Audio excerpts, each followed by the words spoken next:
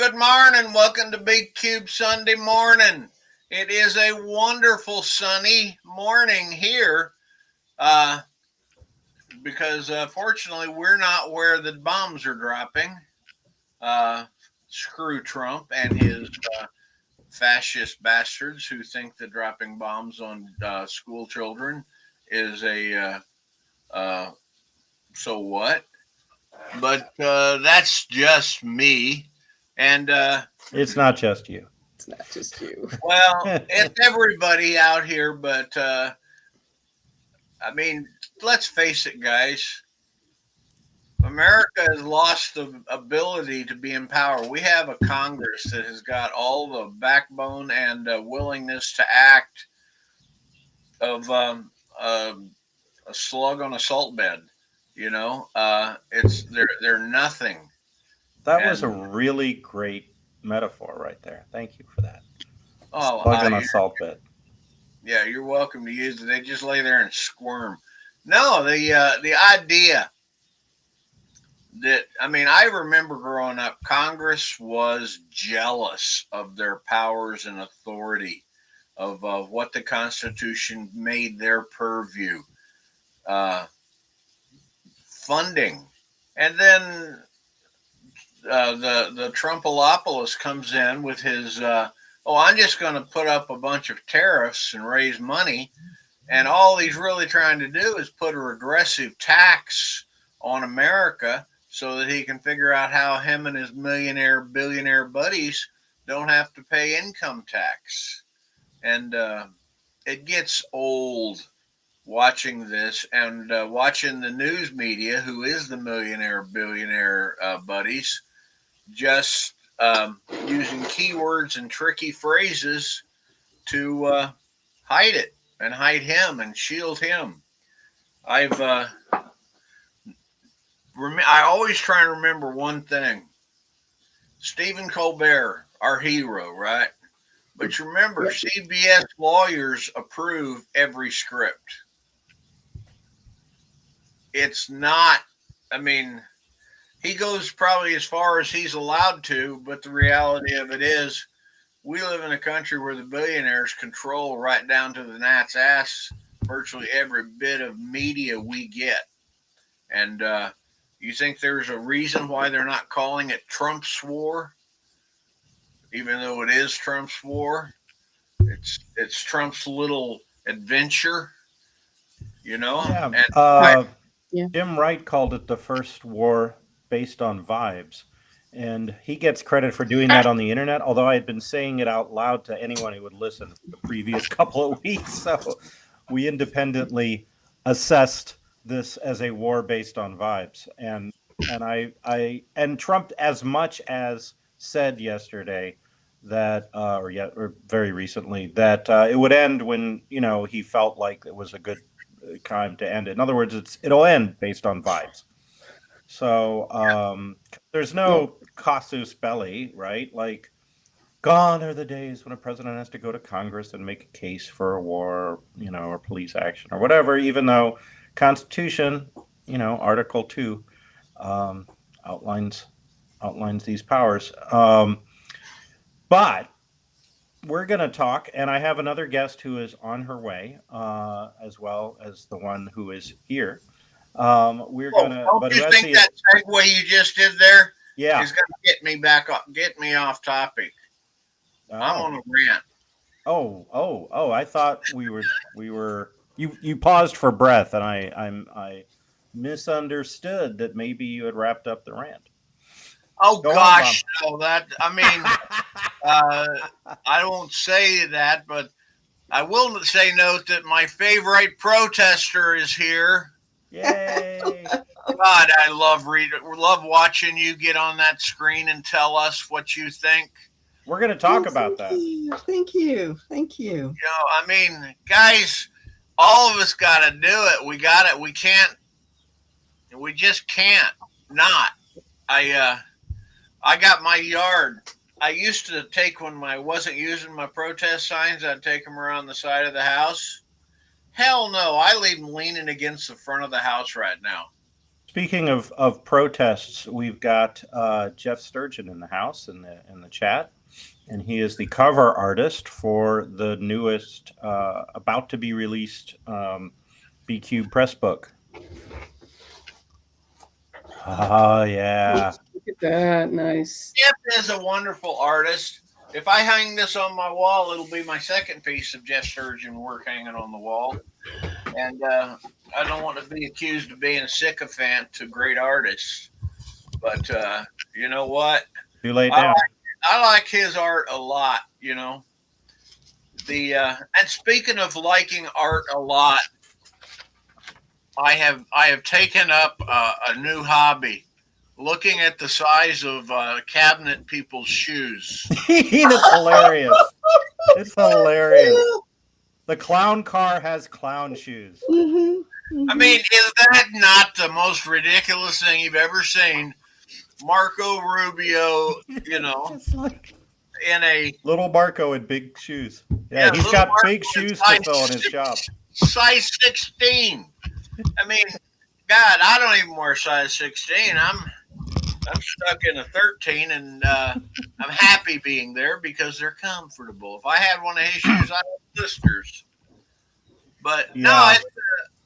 the world. I'm glad we got people like Lyda and Deborah here and you, Cliff, that are out there willing to laugh at this stuff, because we've got to laugh. We've got to point out the idiocy of it. We got to point out, like you said, the legalities of it. What's your favorite illegality in the government to point out right now? Oh, let me ask a point. The FCC is beginning to think that they're regulating the airwaves means regulating the political content now. That is one of the scarier things. Oh, they used to do that back with something called the Fairness Doctrine, but that's the opposite of what these guys want. Oh yeah, the Fairness Doctrine, that died with Rush Limbaugh. And Ronald Reagan. Well, But it did. But anyway, moving right along, Lyda, you segue, look like you got segue. something to say before we get back. Yep. So, hi everyone. Today we're going to discuss the opposite of what Bob just ranted about. We are here to talk about building community, which I think is more important now than it ever has been. And we're going to talk about different kinds of community for those who come for like the content on writers and writing and publishing. We're going to talk a little bit about building writing communities of different kinds, but we're also going to talk about other communities that are relevant to the political situation that you might find yourself living in, depending on where you're tuning in from this morning or in the future. So my guests today are two wonderful writers who are also wonderful human beings, and that's why they're here. Lyda Morehouse, who is also secretly Tate Holloway, and Deborah J. Ross, who is also secretly Deborah Wheeler on some of her earlier publications. So, brief introduction. Let's see. Lyda is the author of the Earth's Shadow trilogy, the first book of which, Welcome to Boynet, is out, and that is Lesbians in Space. Space. And it is set in the same universe as her Angel Link universe, which begins with Archangel Protocol. All of those Angel Link titles, which were originally mass market paperbacks, are now out in, I think, hardcover and trade paperback and ebook from Wizard Tower Press, which is the wonderful press of Cheryl Morgan in the UK, who is also publishing the Earth's Shadow trilogy. And I have the exquisite joy of being in a critique group with Lyda, so I'm reading book 2 of Earth's Shadow right now, and you all will have to wait. But we will help her make it even better than it is. So when you do read it, it'll be extra fabulous. As Tate Holloway, she is the author of The School for Wayward Demons, book one, Song of Secrets. Correct? That's the only one out at this point?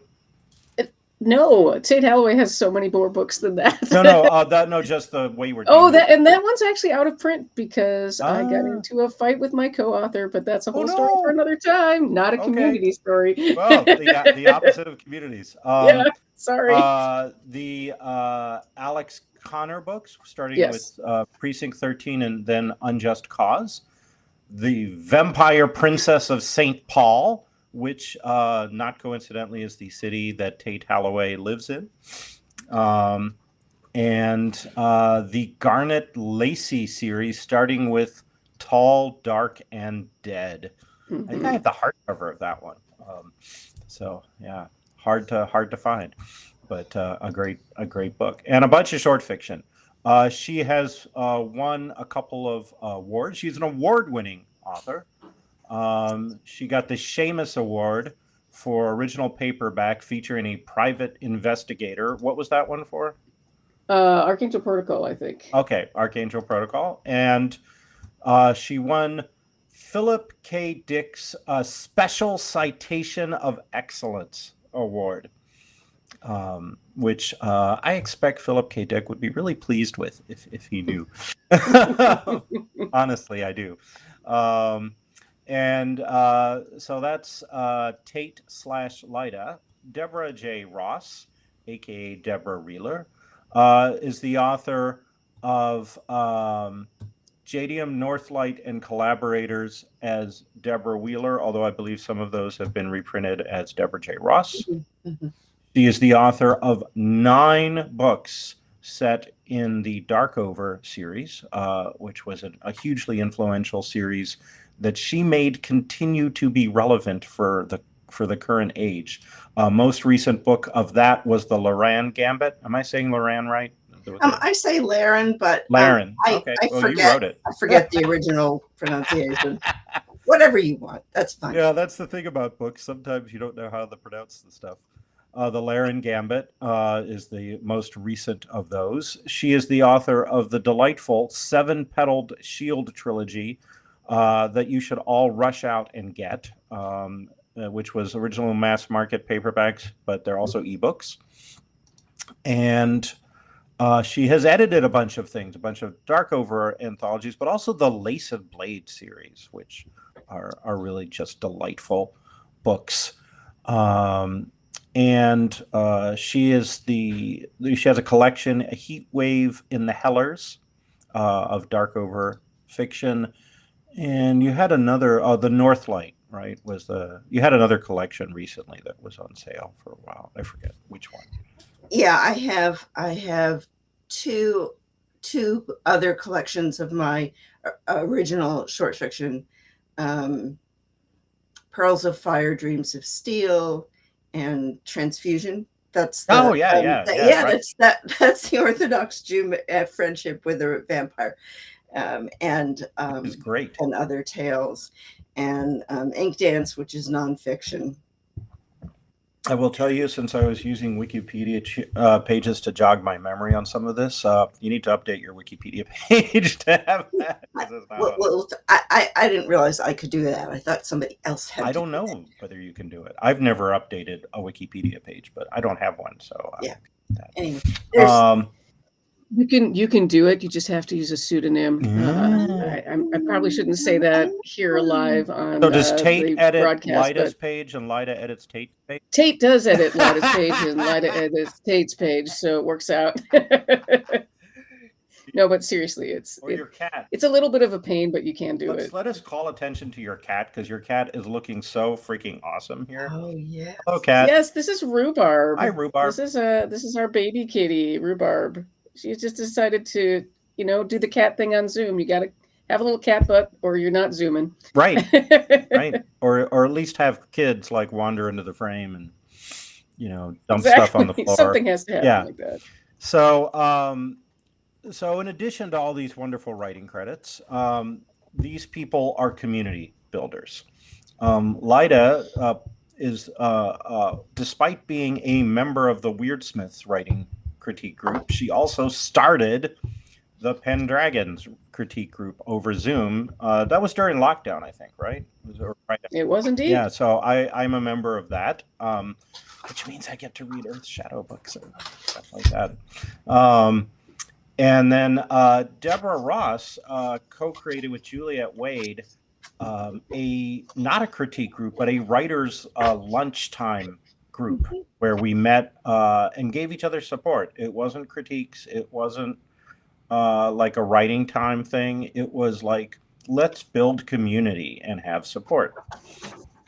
In addition, as we've discussed, Lyda lives in St. Paul, and there's been a lot of community building in the Twin Cities under stress, very stressful conditions in recent months. And we had a whole, I will direct viewers who might not have seen it, back in January, third Sunday of January, we had a discussion with my friend Diana and Schrader and with Naomi Kritzer, who are Minneapolis Twin Paul residents, about the situation. So we had a whole episode about that. But Lyda was the one who said, I think Naomi would be really good on that. And she was correct. And then Deborah Ross has been, as Bob alluded to, doing protests up in her neck of the woods in the Santa Cruz Hills or Santa Cruz Mountains, depending on how grandiose one is feeling on any given day. I kind of think they count as mountains if they get snow sometimes. But anyway, that's my personal definition of hills versus mountains, which means the hills with Lick Observatory in the Bay Area are technically mountains because they got snow this winter. But whatever. She's been not only doing this protest and forming a community of people protesting the Trump administration every week. She has been TikToking. She is an elder. I hope I could say that. An elder who is like not wearing makeup and is TikToking this stuff as a counterweight to superficial youth culture, I will say. Certainly not a protest against it, just, a different strain of humanity. So that's the topic. That's who the panel of experts I have assembled. Let's start maybe talking about the benefits of community. What has community done for y'all? Anyone want to jump in? Well, I can start on the writing stuff, unless you wanted to start, Deborah. You can go ahead if you had a thought. I was going to do a little autobiographical filling in stuff that please has no idea about. So one of my earliest, not family, not house memories is of my father walking on a picket line. My father was a union organizer, and that occupied a lot of his workspace. He was a a defender and they call them deaf mute at that point in time. We're talking about the 40s and the 50s. And he was a printer. His union was the International Typographical Union, and there were a lot of hearing impaired folks there. Very, very noisy. If you weren't hearing impaired when you started, you became so. A lot of people, and so unions, as community, as supporters, as we are united and we take care of our own, were part of the way I grew up. So when I think I started writing in about 4th grade, but by the time I got to high school, I was actually writing stories. And of course, what you do is you grab a bunch of friends and we would, so this was the early 60s, and we had manual typewriters, manual portable typewriters, or books where we wrote longhand. And about, 3-4 of us would get together and we would sit on somebody's bed pounding away at on our typewriters. And nobody told us that this was like a writing community or that we were doing writing sprints, but we talked about our stories and sometimes we read them. Pounding away on manual typewriters. You didn't even need to plug them in. Yeah, because you can just sit cross-legged and put your typewriter on your lap and pound away that way. I think the biggest community, other than the ranch where I kept my horse during high school, which was a community, in college was folk dancing. I got into folk dancing, and it's like even if you don't know how to folk dance, you can follow along the slow ones, and you can go. At that point, you could go anywhere and be welcomed as a lost cousin. And we would folk dance Wednesdays and Fridays from 9 to midnight. And then toward the end of my college, the Vietnam War was heating up, and that the resistance was a different community. I was still occupied with my studies in college and then in graduate school.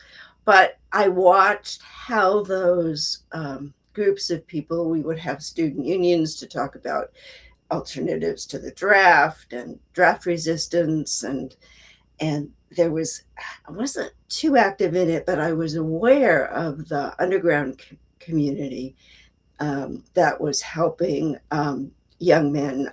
It was like an underground railroad get to Canada.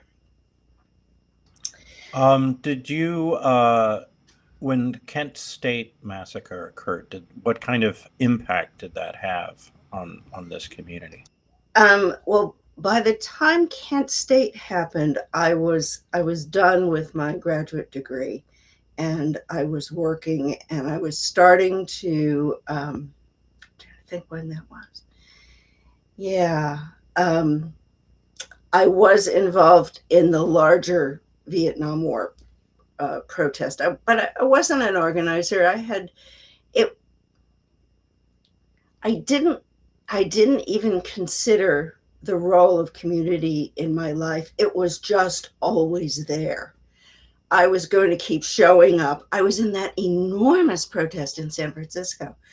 I remember you just couldn't see the end of us. We just spilled over onto the side streets, and the energy was absolutely amazing.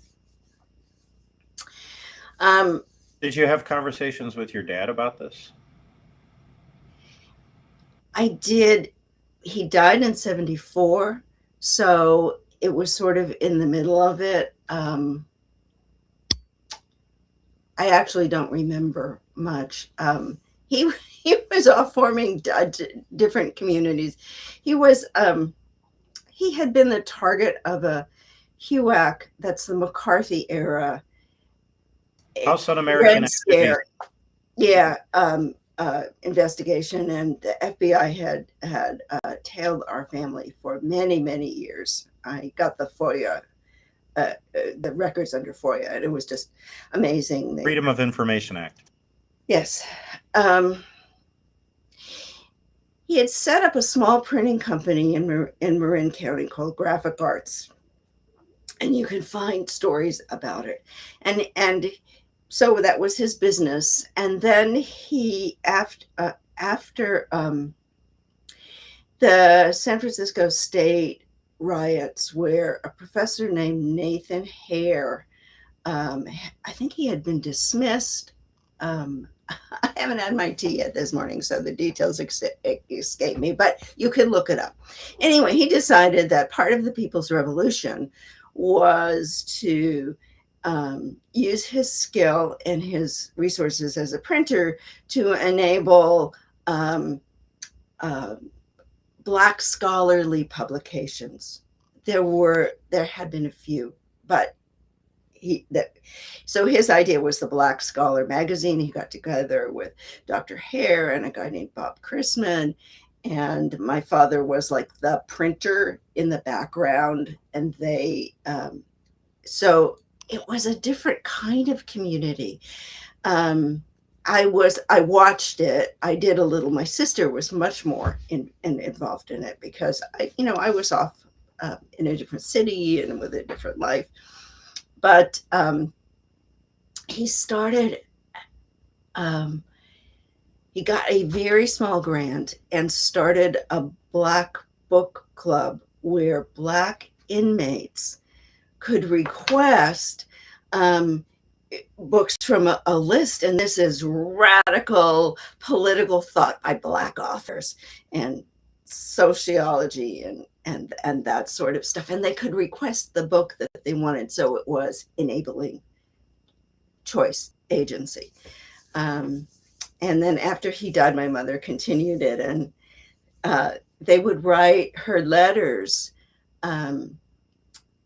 not realizing that she was this little tiny white lady.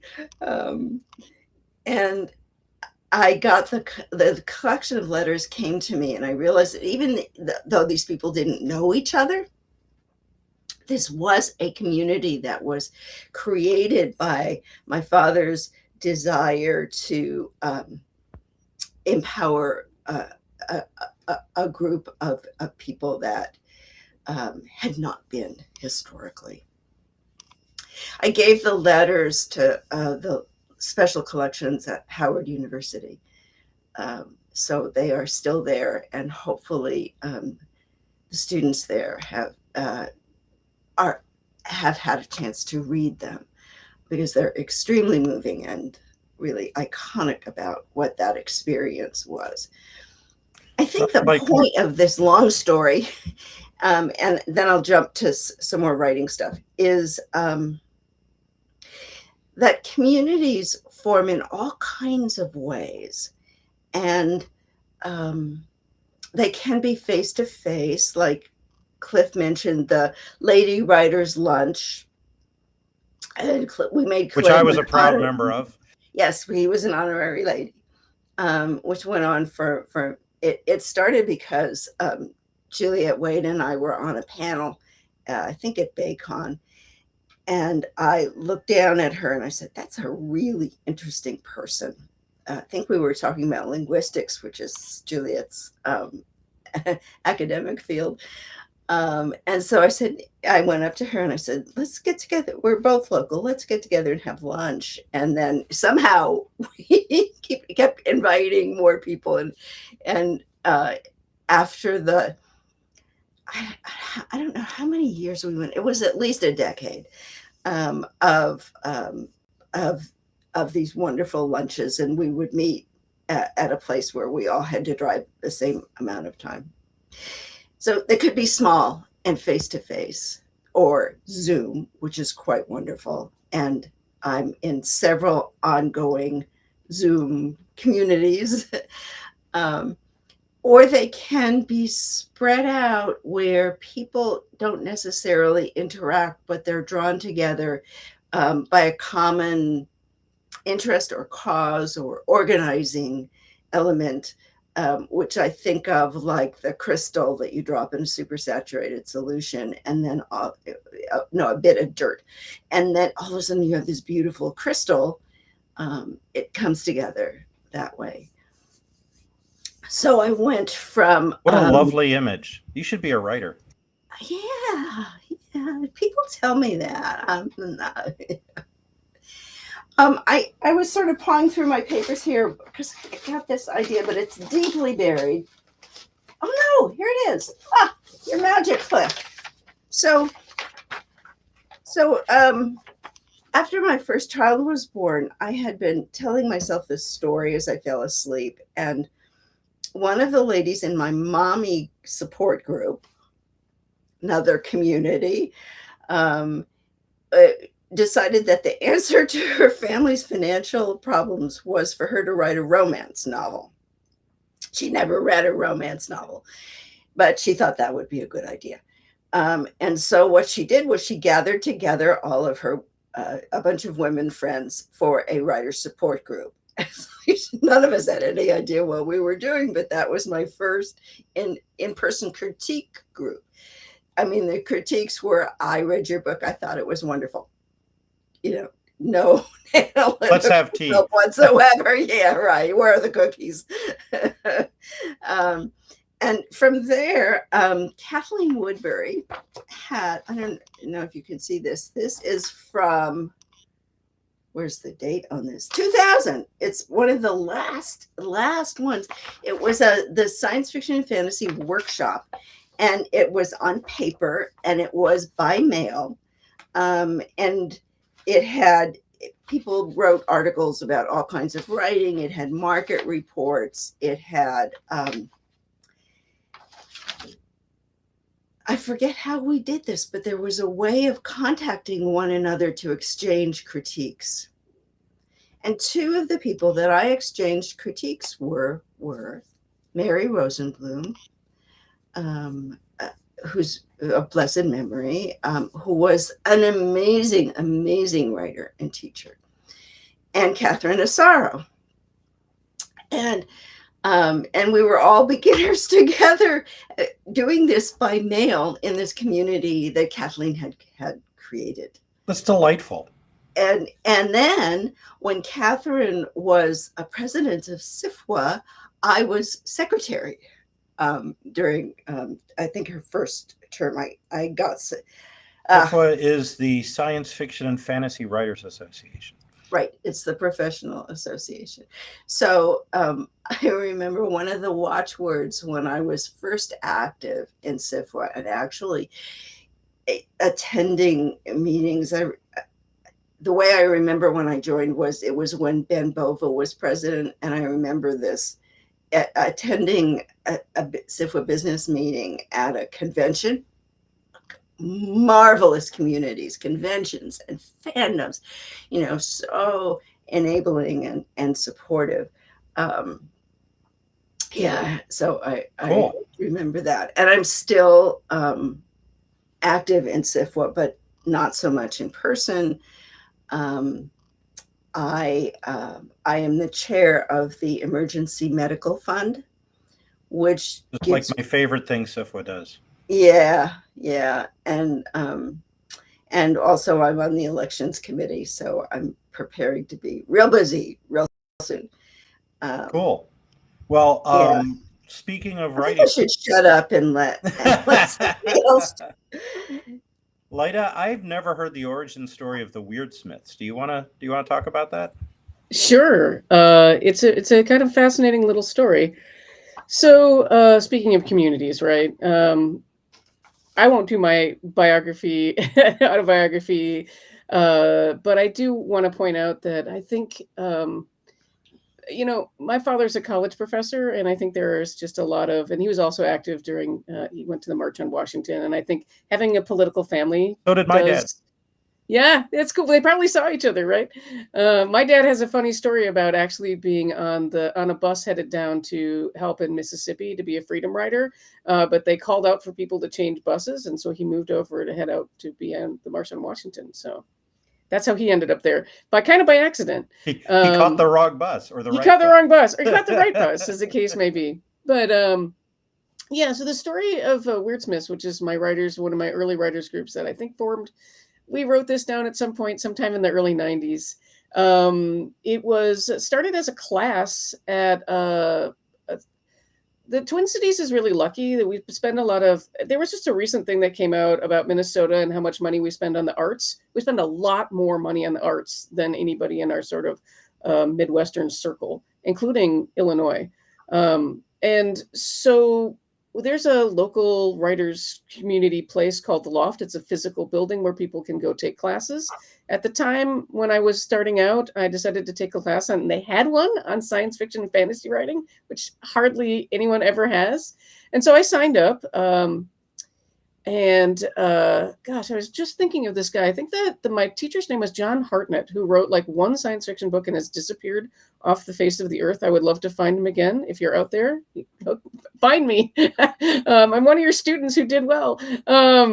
And we met up in class, and then we had this really great critique session that a bunch of us just wanted to keep going. So I talk about community building. And one of the things I want to talk about community building, if we have time, is kind of how, I think you alluded to it, Deborah, how kind of natural it is.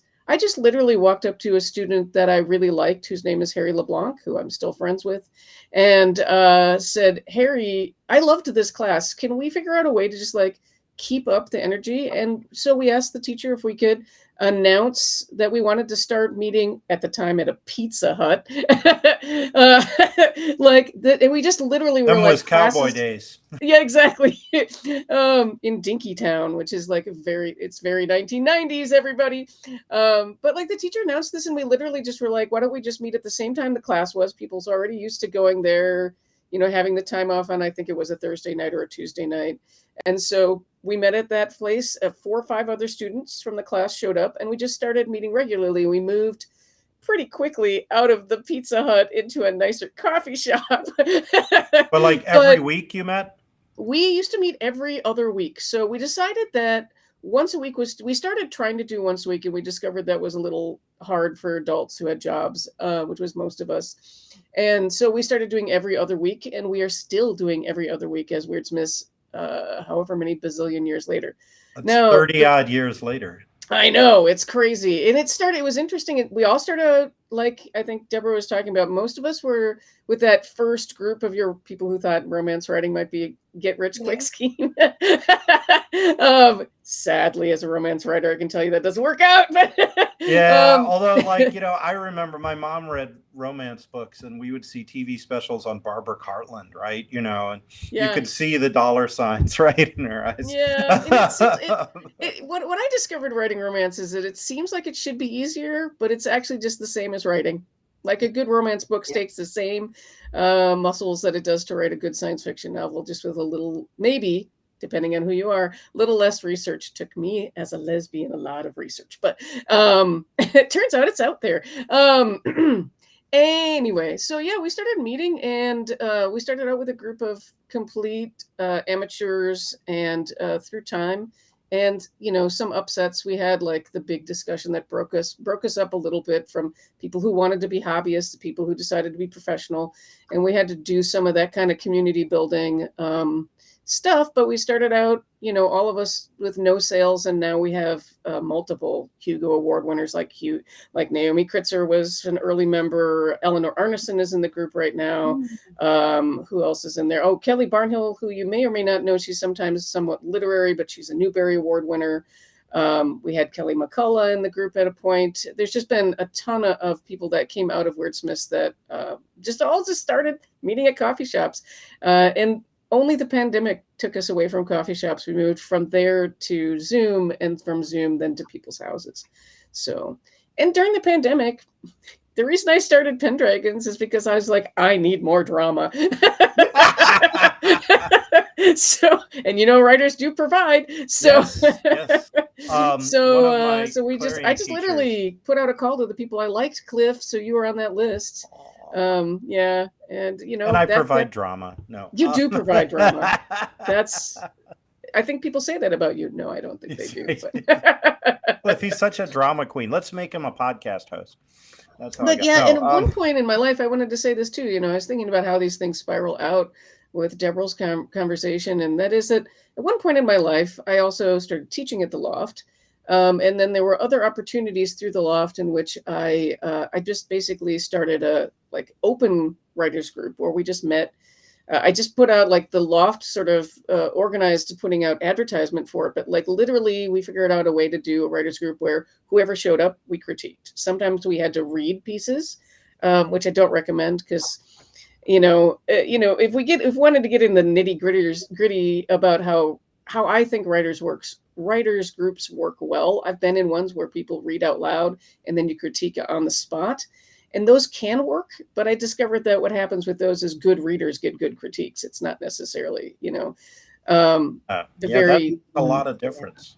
It really does. But that being said, I learned a bunch of things trying that stuff out. And a lot of it is, and as somebody who's in the middle of what is happening in the resistance in the Twin Cities, I will say a lot of it is F around and find out, because sometimes people just show up for you, and then you're good. We've just now segued into the resistance in the Twin Cities. Can you talk a little bit about that community? Yeah. It's a crazy community. And it's so okay. I love the people out there who try to tell the world, like the Republican talking point that we're all organized somehow. Oh my God. If you could see us trying, there's a bunch of people trying to figure out how Signal works and like half the time not And we're all remembering our. paid. We're all paid. I'm still waiting for my I'm check. still waiting for Where's my your paycheck. check from George Soros? It's late. Where is it? I can help pay rent.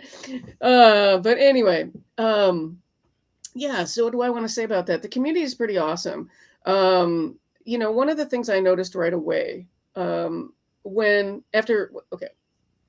as I'm sure you heard from Naomi in the previous, and do go watch that. I watched the episode you referenced that Naomi was on. That was a really good rundown of how things sort of started here. But the short of it is that a lot of people did just sort of spontaneously just. I think when people talk about George Floyd having prepared us, I think when in some ways what that means is that people just couldn't sit still. After Renee Good was murdered, people literally took to the street. Naomi and I were already on. There's a group called Monarca that we were getting alerts for when people were being abducted by ICE and people would try to show up. That's how Renee was murdered. She was showing up for one of those things. And so we got the call that day. It was just horrific that day. They were doing a bunch of raids all along an immigrant-owned sort of corridor on Lake Street. And so we just went driving together. I literally texted Naomi up at that day and was like, I can't sit still. Do you want to just go see what's happening? And what I found fascinating is that literally as we took off down Lake Street, there was just one guy with a sign that said, well, I'll use since I'd like to think of us as live on the air, I won't use the swears. It said screw ICE, but with the other more intense form. And I was like, wow, just one guy just out with a sign that he just made right now, And then by the time we came back, we drove around, heard a lot of horns, but never was able to get involved in anything. But we ran across a spontaneous group of people just walking towards the Minneapolis City Center, and we just joined them. And it was like that. And it's kind of, I think that's why people are very fascinated by this particular revolution, because it was really felt and really, like my experience of it was very spontaneous. I will say, speaking of communities and connecting some of the stuff that Deborah was talking about, it is 100% clear to me that one of the reasons that Minneapolis was ready and why we were as organized as we are and why people think we're paid protesters is because of science fiction conventions. Minneapolis St. Paul runs dozens of science fiction, some quite large. Convergence, it's like 7,000 people. And I was talking to someone who it is a big convention, and it's regional, but it's run locally. And the volunteers there are God tier. I'm not joking. They're God tier. And I ran into somebody who's with me. I live in a neighborhood, like so many of us do, with a lot of mosques. And of course, we're in the middle of Ramadan. And so a bunch of people have been out protecting the mosques.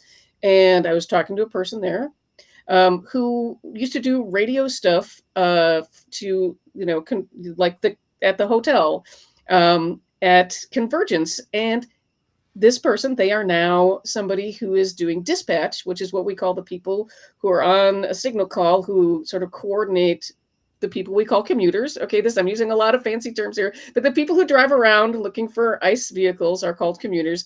And then there's people who are stationary, which is what I often am at mosques, who then call into this signal call and get sort of like do plate checks and whatever with. I mean, the things we do to get things to happen is kind of amazing. I don't want to give away too many state secrets, but no. It all starts in the morning at Whipple, which is our federal building where they're holding everybody, where people are taking pictures of federal cars as they're leaving and getting those plate numbers and sending those to a database that some nerds, and I'm not joking, put together on the fly. And then those people, many of whom were trained at science fiction conventions on radio protocol, are out helping people who just spontaneously show up on calls. It is so amazing. I have to tell you. Also, it gets fun. I don't want to talk about this revolution as fun at all, because of course people are really suffering, and it is awful that we have to be out on the street. It has to be fun at some level, or you can't keep the community. Well, that's the thing. And Naomi and I have been having a really fun time. I tell her all my stories about, because I've been, because of the mosque stuff during Ramadan, I've been out late, and there is a Signal chat group that gets called the Night Owls, and these folks are amazing. They're much normally on a Signal chat, you try to stay very quiet and just only get the plate checks, but the late night folks, they're out late night, and there's just been funny discussions about ICE agents on Grindr, because there are. And yeah, and what dummies. That app tells you where somebody is within feet of you. So we know exactly where those morons are. And then we also just, we discuss things about, like, the other day somebody's like, oh my God. For those who don't know, Grindr is a gay hookup app. What was that? The hookup? I was just saying, it's a gay for those app, who don't know, Grindr is a gay hookup app.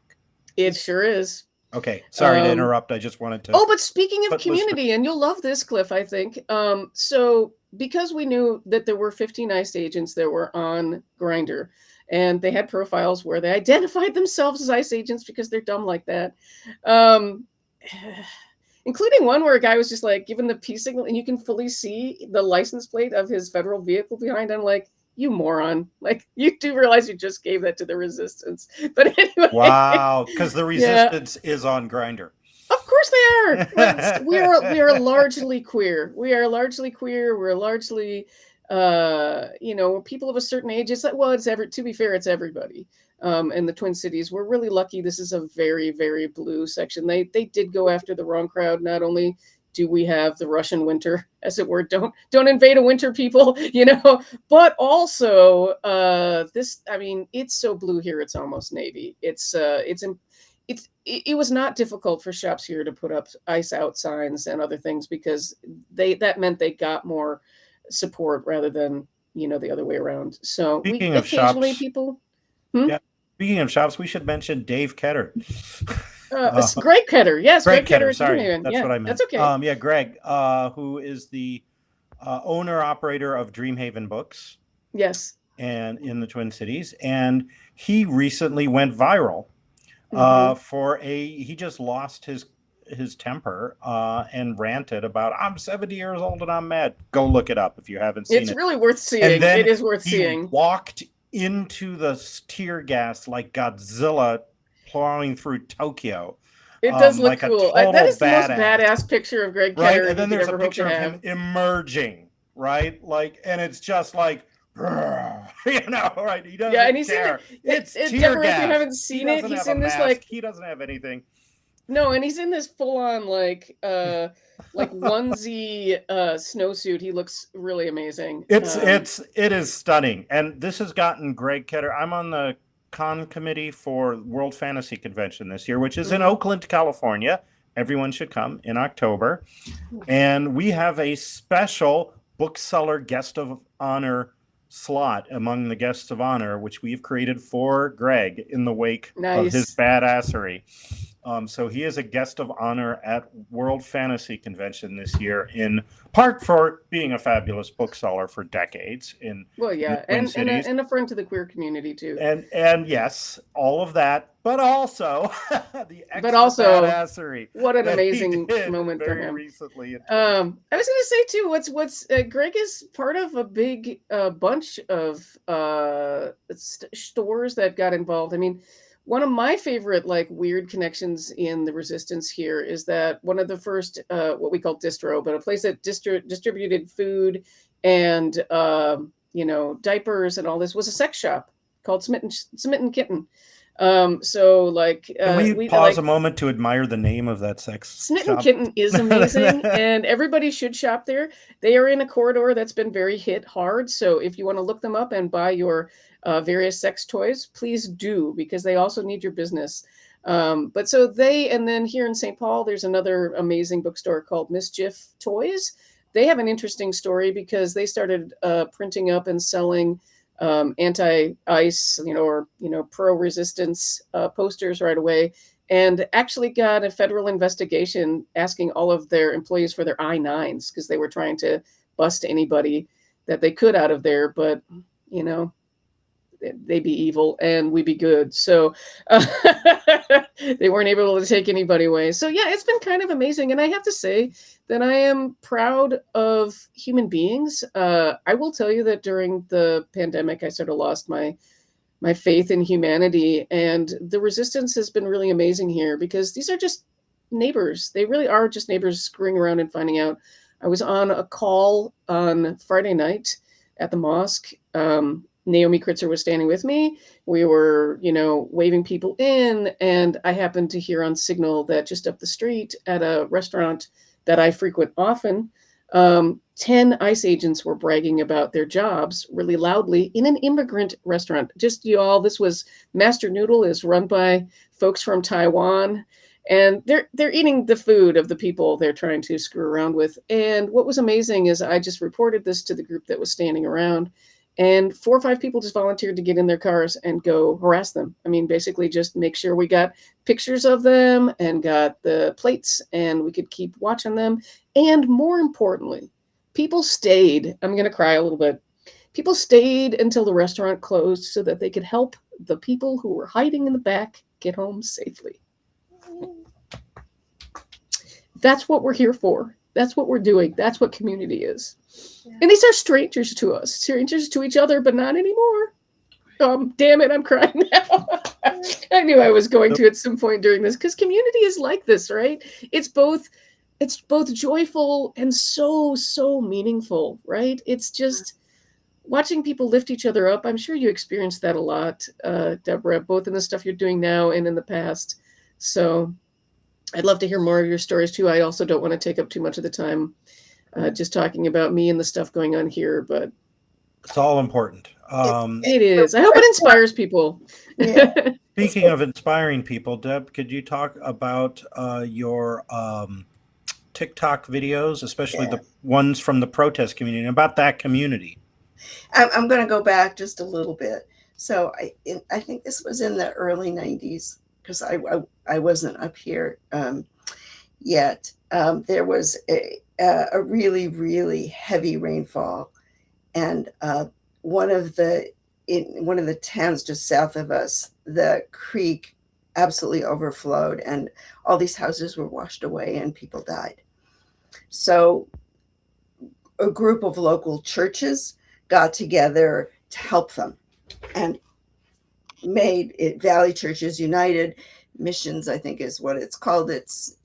Just because the churches had the structure at that point in time to do all of the help stuff. Anyway, they're still going. They're not part of anything else like the Salvation Army or whatever. And they do a food pantry and rent assistance and all kinds of social services. Okay. Let's go back to January of last year. I was going to do a TikTok and talk about my books. It took me a long time and a lot of encouragement from my kids. And as soon as I set up my account and started filming, what I ended up talking about was hope and resistance and community and taking care of one another and being kind to ourselves, because this is really hard stuff. With lots of quotes from Lord of the Rings, the books and the movies and stuff like that. Which is all about community fighting. Yes. So I have like 2 followers, my older daughter and her best friend. And then all of a sudden I had 30 followers. And then May Day came along and I thought, I have to be out on the street. So I live in a town of 5,000 people. There are no traffic lights. There is 1 stop sign in town, which people actually obey. So I grabbed a couple of my neighbor and a couple of friends and with May Day signs. And people said, "Oh, every other Saturday there's a protest. There's like 3 people. You should know these people." And somehow I got the phone number of one of the women. It's women organizing this stuff. And the next thing I knew, I was part of the organizing committee for San Lorenzo Valley Voices, or variously Voices for Resistance, Voices for Peace, Boulder Creek Voices for Democracy. We call ourselves all kinds of different stuff. Except right now, I think we're officially part of Indivisible and a couple of other organizations as SLV Voices. So then there are like 6 of us standing out on the corners, and then there are 10 of us. And recently there have been 30 out of 5,000 people. This is a very high percentage turnout. That's like over 0.5% of the entire town. Yeah, right. So actually, we have one woman that shows up every time, and she also has been doing Tesla takedowns over in Cliff's neck of the woods, and it's like she goes from one protest to another. That's her life right now, and her energy is amazing. But we were talking about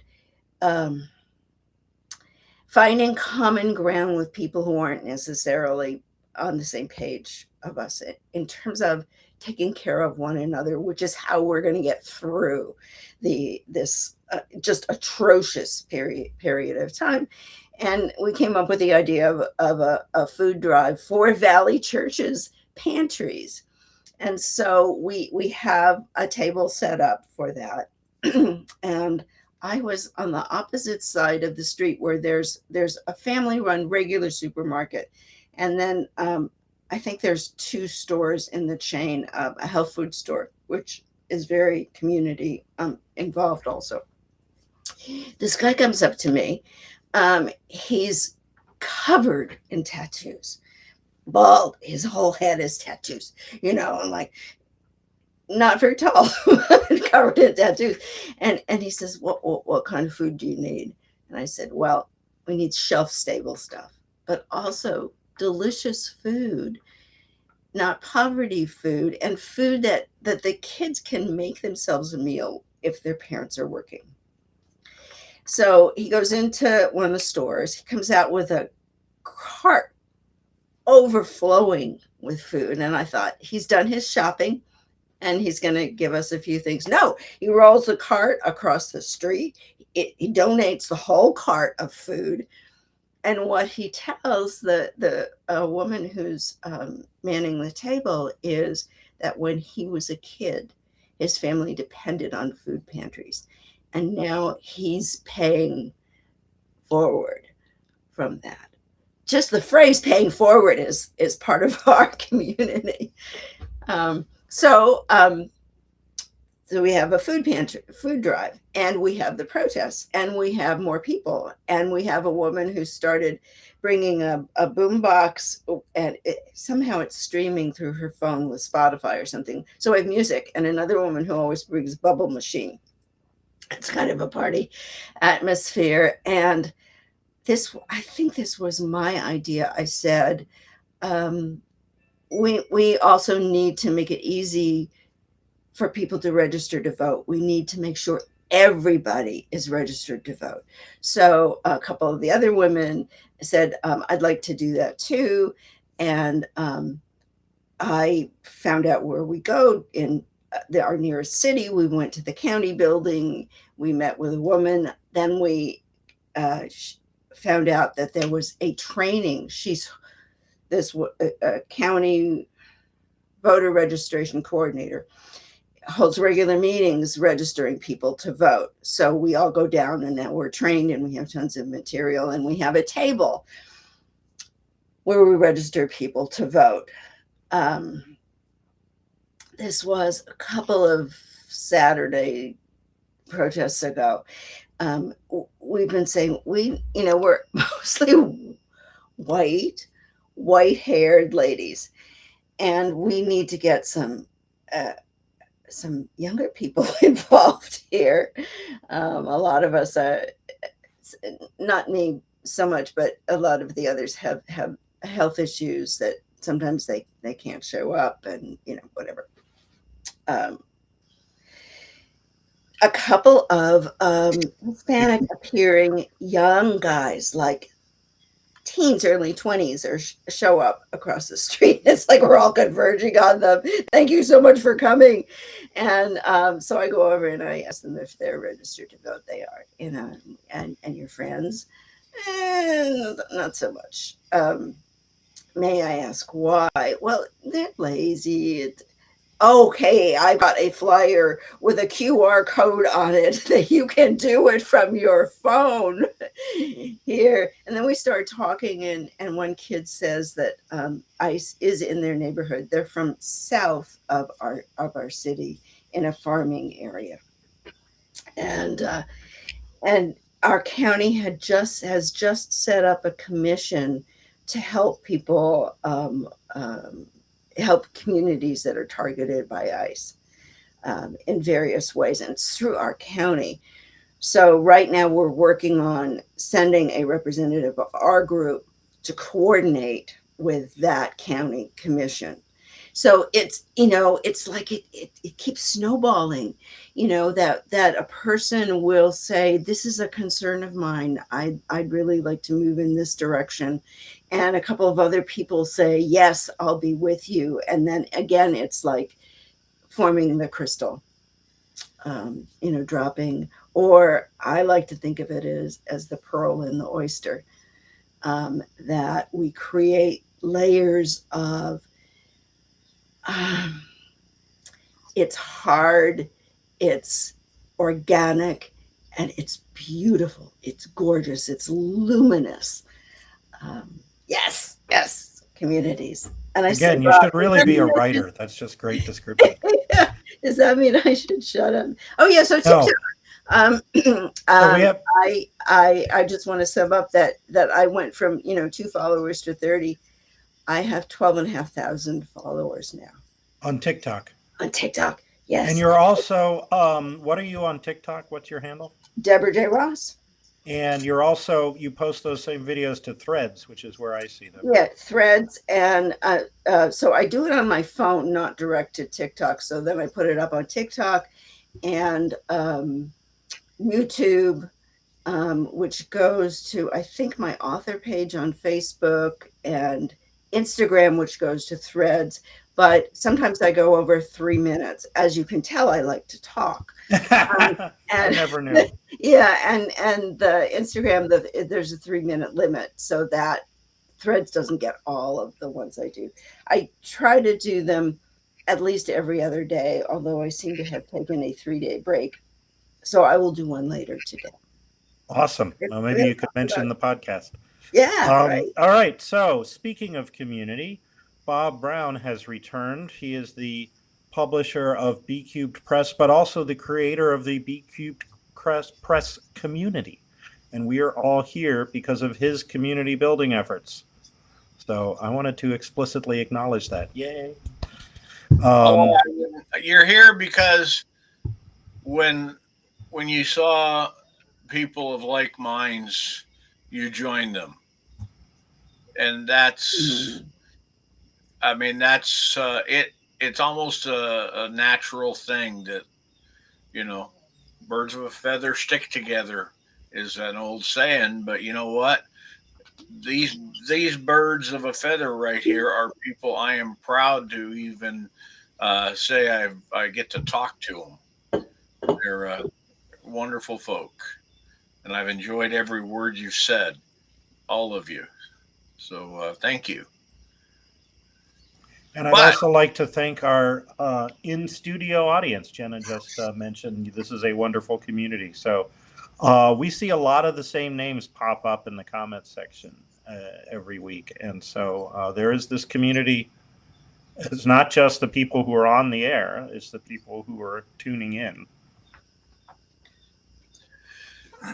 And that is, I can tell you, and we also have what we call, for those of you who are interested, called the B Cube Press Project page.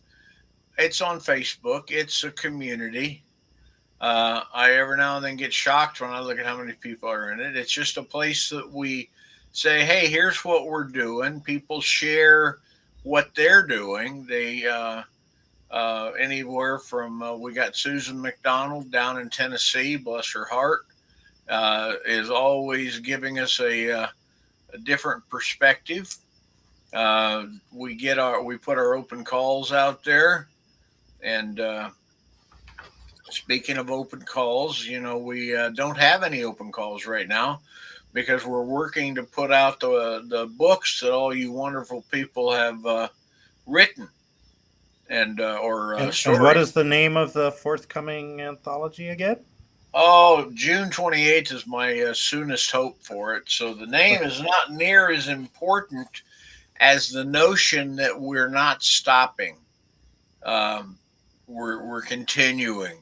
It's Our American Storm, and With wonderful cover art by Jeff Sturgeon. yeah, Jeff Sturgeon. It says here that it's well, it's kind of white, but yeah, the So that's the backside is the American Snowstorm. Uh-huh.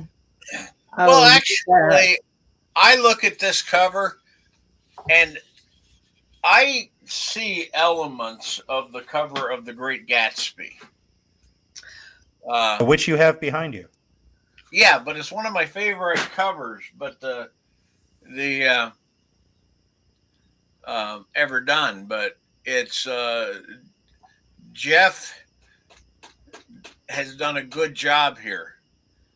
But He's done a great job, and he just did a good cover for Manny Frischberg, if I recall. And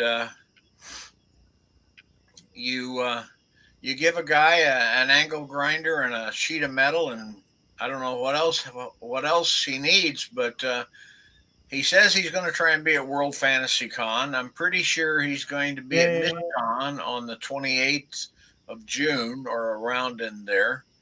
And but back to you two, the guests here, Lyda and Deborah. Deborah. So, Lyda and Deborah, last words. I have two prompts. One, last words for today. That sounded a little pretentious.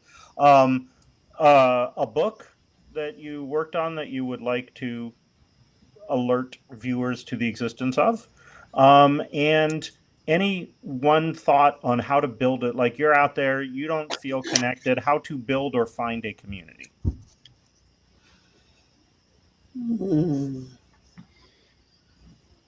I can go first, I guess. Let's see. My latest book is, as you mentioned, Welcome to Boynet. It is a book about lesbians fighting fascism, so kind of fits the theme.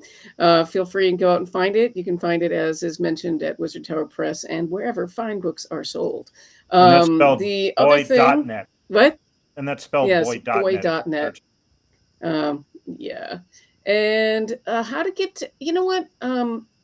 I think I'm going to say a couple of things about how to find and make community if you don't feel connected. And one of the first things that I learned when I decided to do a writer's group is that sometimes you just have to be the thing you need. And even though there may be another organization that's doing what you're doing, don't be afraid to go out there and just do it for yourself. Redundancy will work itself out. I feel like if you go and start a thing and somebody says, oh, these people are doing it, great, then you go join them. But in the meantime, it's kind of just important to get up there. And my last words will be from the late Senator Paul Wellstone from Minnesota, which is stand up, keep fighting. Deborah? Yeah. So book is Collaborators, which was a finalist for the Lambda Literary Award. The inspiration was my family and I lived in Lyon, France, in 1991. It was the center of the French resistance to the German occupation. And it's like every time you turn around, you'd see like a plaque on this day in 1942, 15 families were arrested. On this day, 37 Jewish martyrs were executed by the Gestapo, blah, blah, blah. And so I got interested in all of the different ways people resisted and all of the different reasons and all the different reasons they collaborated also. It was fascinating. So I'm a science fiction writer, so I've set it on another planet. And it's collaboration is about power. Who has the power? How do they use it? And what kinds of power? Hard power, soft power, moral power. Um, but in order to talk about power, you have to talk about gender. So I made the inhabitants of the occupied planet gender fluid, and and it helped me to look at how communities can be based on gender, sexual orientation, and identity. That the humans who are trying to rule or negotiate or interact with the natives constantly make assumptions based on their appearance and are wrong. And it's only when they start seeing the natives as individuals instead of categories that they're able to find a nonviolent solution. And in terms of forming communities, um, even people that see themselves as loners interact with other people. Maybe there are a few people in the universe that just sit in their rooms. I don't know how they get groceries. Eventually, you're going to have to go out and buy toilet paper. Um, but every interaction is a potential community.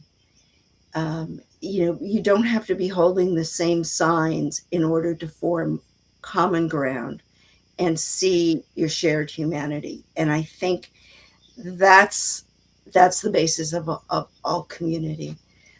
So I want to build on what Lyda said in terms of um, not just a conversation in the grocery store, but looking for shared purpose.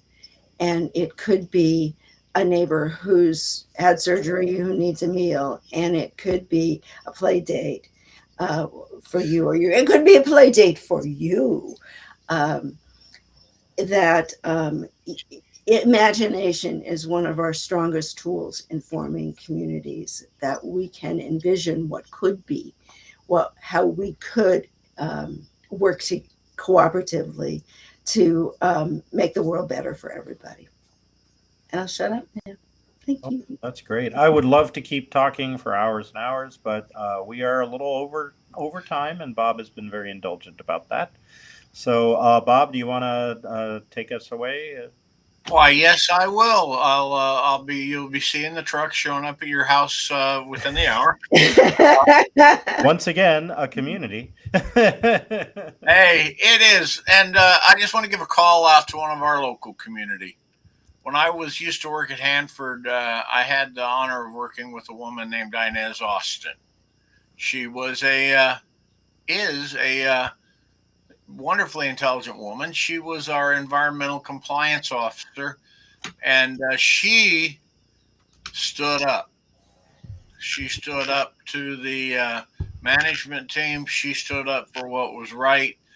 And you may not like her if you worked out there because you felt like she was a wet blanket on the spark of creativity and those trying to kind of work the shortcuts. But what she did is she did her job. And while she's retired today, every Tuesday, I can drive out in front of that courthouse, the federal building, I mean, where she will be out there with 20 or so of her people that is her community.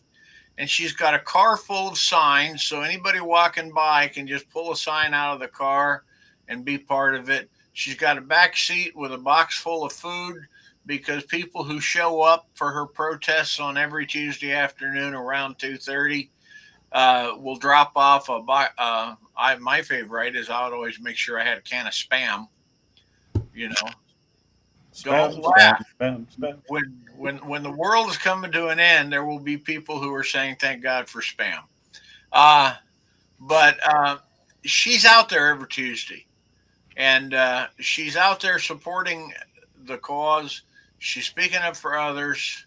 She's got herself a nice chair that she sits in because like me, she's not as young as she used to be.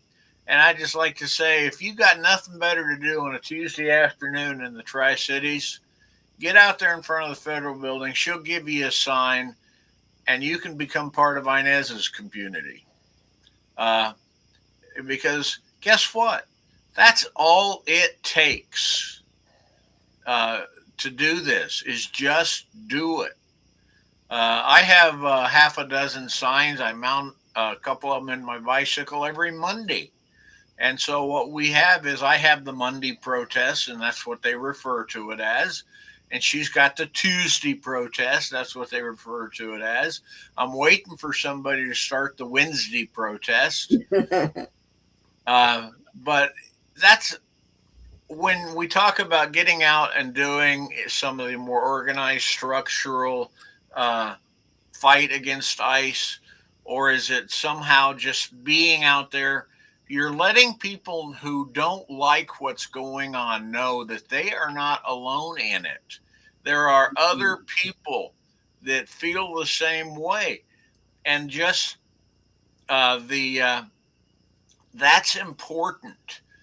That people that's why in a very Republican town, I went out and I bought 30 Vote Blue signs.